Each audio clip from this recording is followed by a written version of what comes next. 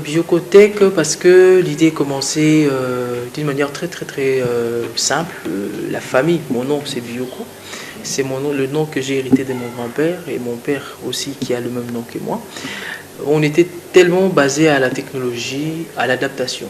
Et nous on vivait, si on a une pièce qui ne marche pas, on n'achète pas. Nous on se concentre à adapter. Et c'était entre guillemets comme Bioko dans la technologie. Okay, ce nom m'a resté toujours en tête, et pour rendre aussi hommage à mon grand-père qui s'appelle Bioko, de lui que j'ai ici ces noms.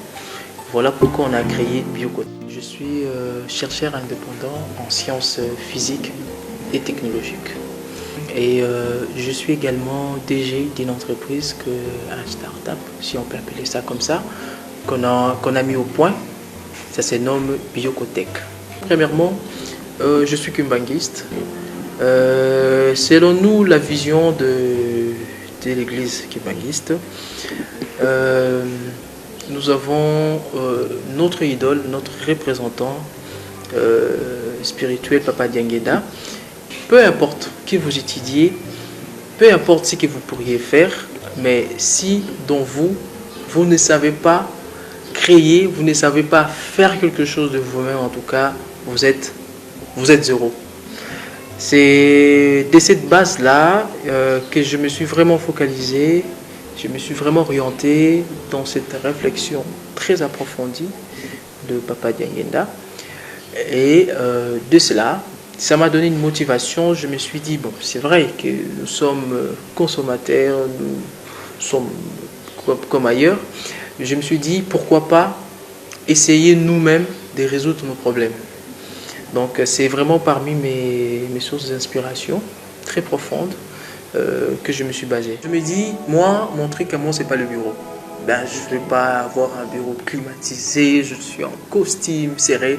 D'ailleurs, vous êtes là, vous êtes venu me voir. Je suis avec, relativement avec ces combinaisons. Mon souci à moi, ce n'est pas le bureau, mais c'est le terrain. Parce que chacun doit faire son travail. Je suis DG, bien sûr, mais mon travail à moi, c'est à l'atelier. Je dois suivre ces jeunes gens-là, je dois compliciter avec eux.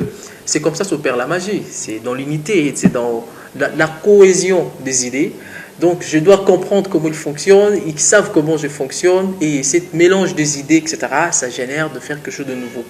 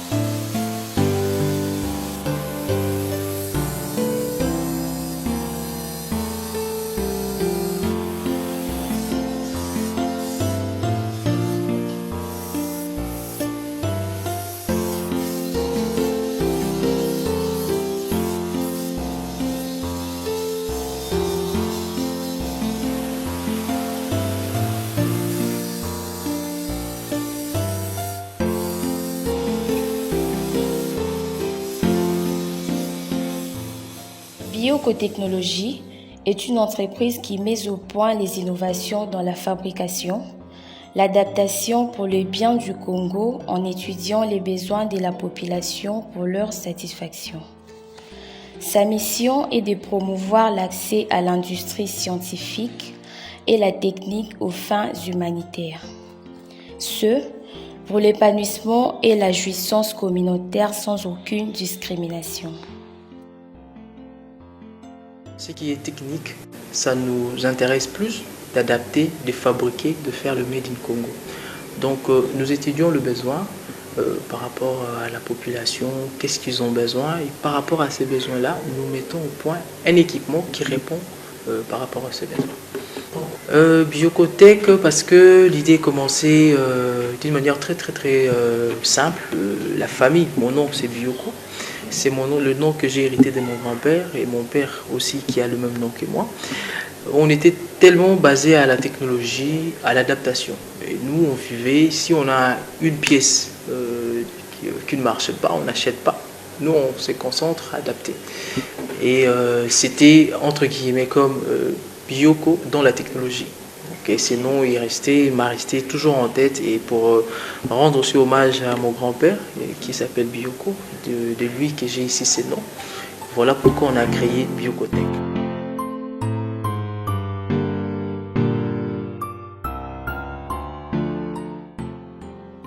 Mettre son savoir-faire à la portée de la communauté afin de faire savoir et constituer une communauté des connaisseurs reste la grande vision des Bioko.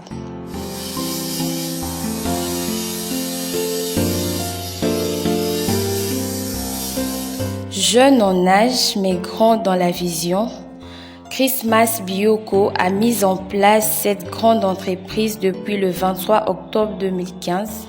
Il est donc directeur général de son entreprise. Je suis chercheur indépendant en sciences physiques et technologiques. Et je suis également DG d'une entreprise, un start-up, si on peut appeler ça comme ça, qu'on a mis au point. Ça se nomme Biokotech. Premièrement, je suis kumbanguiste. Selon nous, la vision de l'église kumbanguiste, nous avons notre idole, notre représentant spirituel, Papa Dianguéda, qui disait toujours, peu importe qui vous étudiez, peu importe ce que vous pourriez faire, mais si dans vous ne savez pas créer, vous ne savez pas faire quelque chose de vous-même, en tout cas, vous êtes zéro. C'est de cette base-là que je me suis vraiment focalisé, je me suis vraiment orienté dans cette réflexion très approfondie de Papa Dianguéda. Et de cela, ça m'a donné une motivation. Je me suis dit, bon, c'est vrai que nous sommes consommateurs, nous sommes comme ailleurs. Je me suis dit, pourquoi pas essayer nous-mêmes de résoudre nos problèmes. Donc c'est vraiment parmi mes sources d'inspiration très profondes que je me suis basé. Sa vision, c'est de matérialiser de manière concrète par des réalisations. Je me dis, moi, mon truc à moi, c'est pas le bureau. Ben, je ne vais pas avoir un bureau climatisé, je suis en costume serré. D'ailleurs, vous êtes là, vous êtes venu me voir.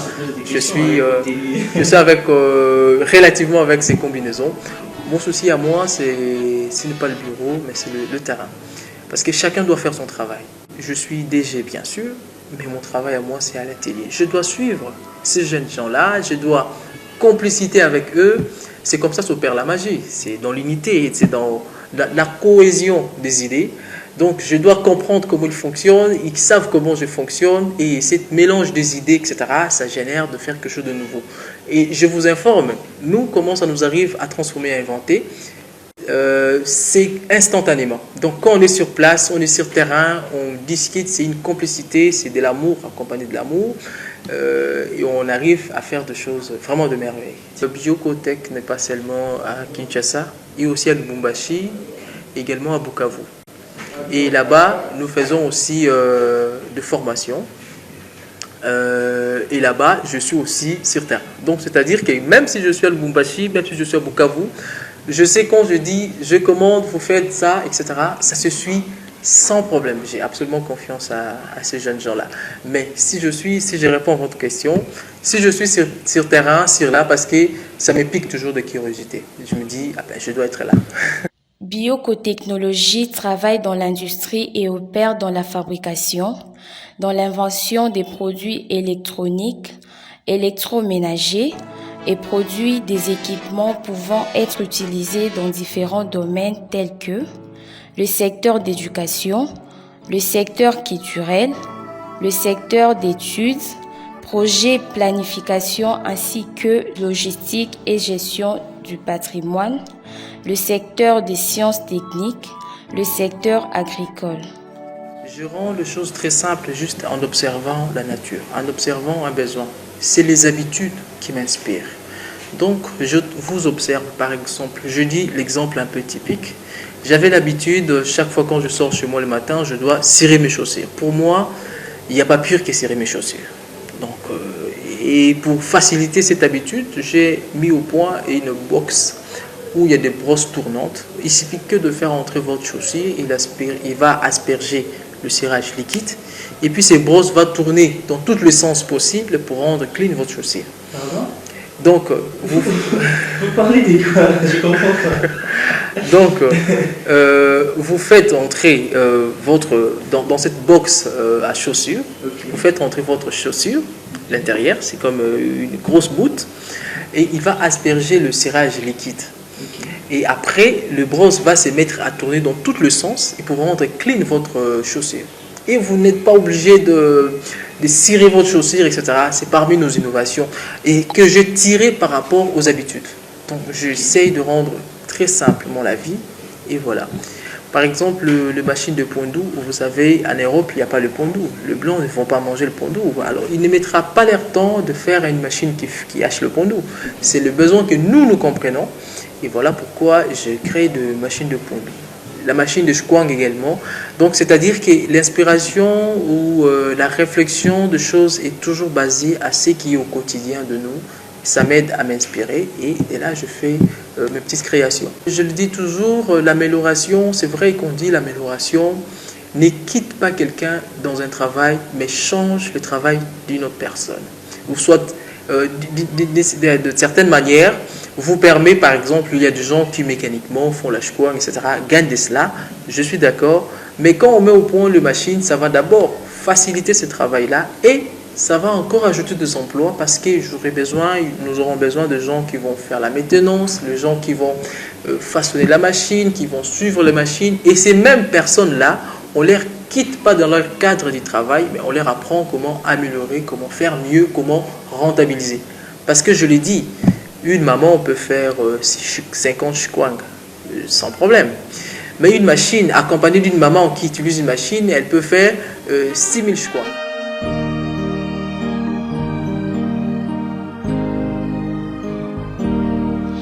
En tenant compte de certains des objectifs précités, parmi lesquels la promotion de la science et de la technique au Congo, la valorisation de l'esprit inventif et la création de l'emploi, Bio-Konabiso fait émerger l'industrie technologique en République démocratique du Congo. Il n'y a aucun produit qui sort de Biocotech sans avoir une touche personnelle. Donc c'est comme ça. Notre particularité, c'est l'innovation. On dit toujours qu'est-ce qu'on peut ajouter, qu'est-ce qu'on peut améliorer. Et on travaille toujours sur base de ça. Le lave-mains grand public, c'est une idée que nous avons eue quand il y avait quand le Covid-19 a vraiment commencé. Voilà, comme je dis, on s'adapte par rapport au millier. On s'est dit comment on peut faire 8 personnes à la fois peuvent laver le main. Parce que moi, quand le Covid a commencé, j'avais la permission d'entrer en ville.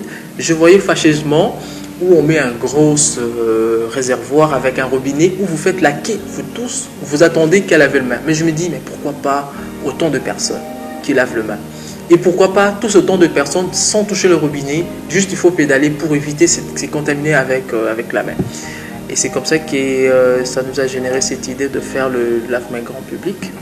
C'est lave-main, 8 personnes peuvent laver le main à la fois, juste en pédalant. Il y a un mégaphone pour faire la sensibilisation, pour appeler les gens toutefois de venir laver le main. Et puis la lumière publique qui est incorporée dans ces lave-mains. Donc avec 2000 litres de sterne, nous pourrions laver 5000 personnes peuvent laver le main. C'est vrai, le problème n'est pas seulement que 8 personnes peuvent laver le main, mais le problème est que 8 personnes peuvent laver le main à la fois par rapport à 5000 personnes. Donc d'où on n'a pas besoin à tout moment de remplir le sterne, mais juste de remplir, plutôt on n'a pas besoin à tout moment de ravitailler l'eau dans le sterne. Juste avec ce sterne de 2000 litres, on peut couvrir 5000 personnes.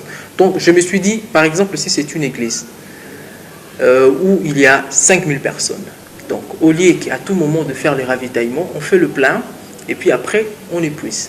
Donc c'est ça la philosophie. Et c'est un lave-main qu'on appelle grand public. Donc, on l'a ciblé dans des carrefours, dans des ronds-points, dans des places qui est très publiques où les gens peuvent laver les mains facilement. Pour rendre très efficace notre lave-main, nous avons fait de sorte que tout le système de pédale soit mécanique. Donc ça ne dépend pas de l'électricité, ça dépend que de votre petite force. Appuyez ou vous entraînez le levier et ça fait sortir de l'eau. Et pour dans le parti lumière et aussi le voice, là nous mettons un léger panneau dessus qui capte l'énergie solaire avec une petite batterie qui peut donner la lumière et qui peut aussi faire fonctionner le moteur qui fait sa sensibilisation. Bioconabiso Technique est en effet une branche des Bioconabiso qui met l'accent sur la technique. Mais aussi, nous avons une ONGD parce que nous donnons aussi des formations, nous encadrons le jeune, on encadre peu importe quelle classe sociale. Cette ONG s'appelle Bioconabiso. Bioko Nabiso, Nabiso c'est un lingala, comme vous savez, Bioko que je suis, Nabiso c'est-à-dire eux, les autres. Bioko, ça vient de ma langue maternelle, Bioko signifie le bruit.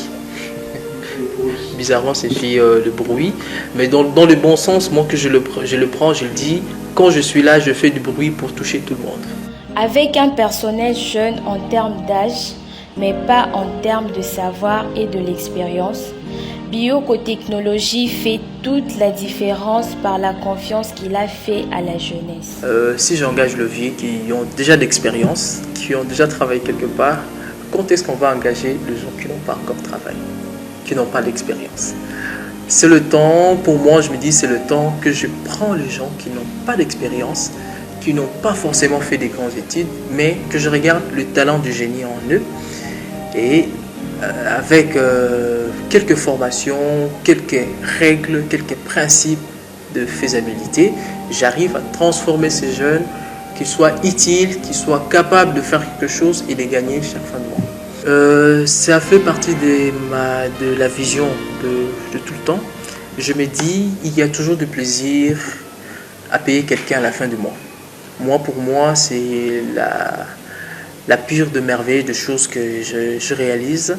Alors, que je me vois dans moi, c'est de pouvoir payer quelqu'un chaque fin du mois et que cette personne puisse résoudre, pas tous ses problèmes, mais puisse résoudre le minimum de ses problèmes avec sa famille, avec ce qu'il a. C'est parce qu'il a mérité, c'est parce qu'il a travaillé.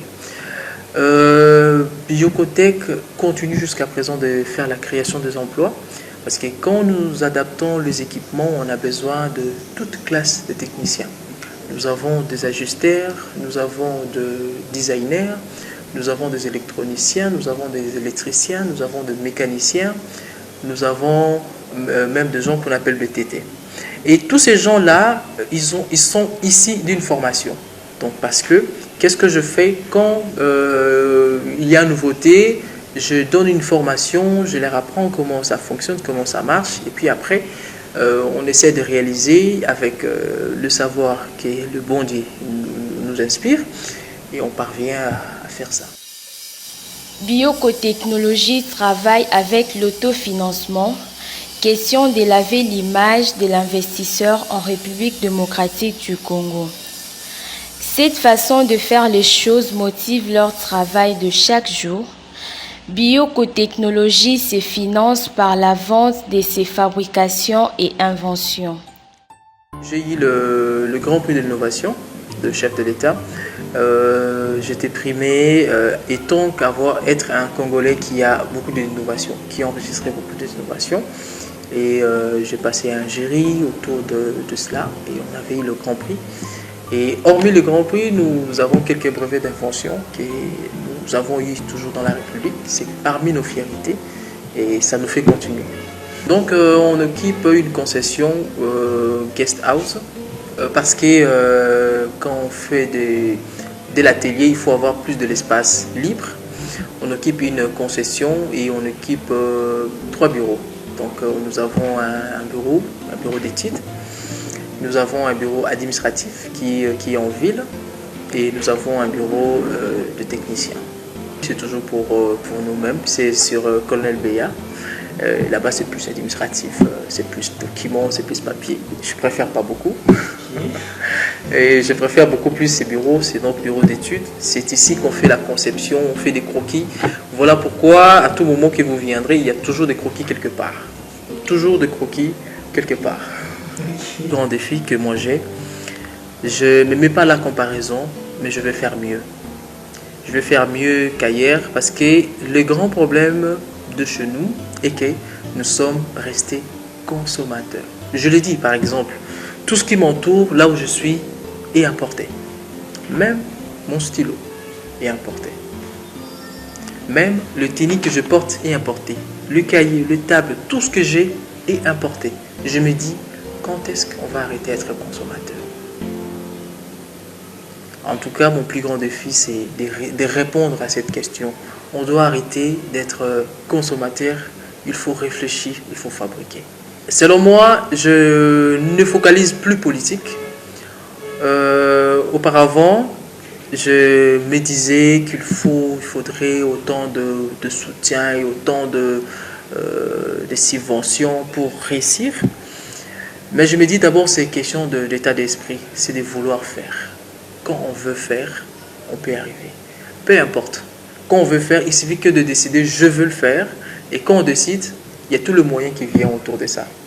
Et c'est ces moyens-là qui me permettent aujourd'hui de diriger plus ou moins 20 jeunes, plus ou moins 35 employés et qui sont payés chaque mois sans problème. On arrive à faire l'autofinancement. Et c'est ces moyens-là, c'est cette volonté-là qui nous aidera à avoir le moyen qu'il faut nécessaire pour ne jamais arrêter.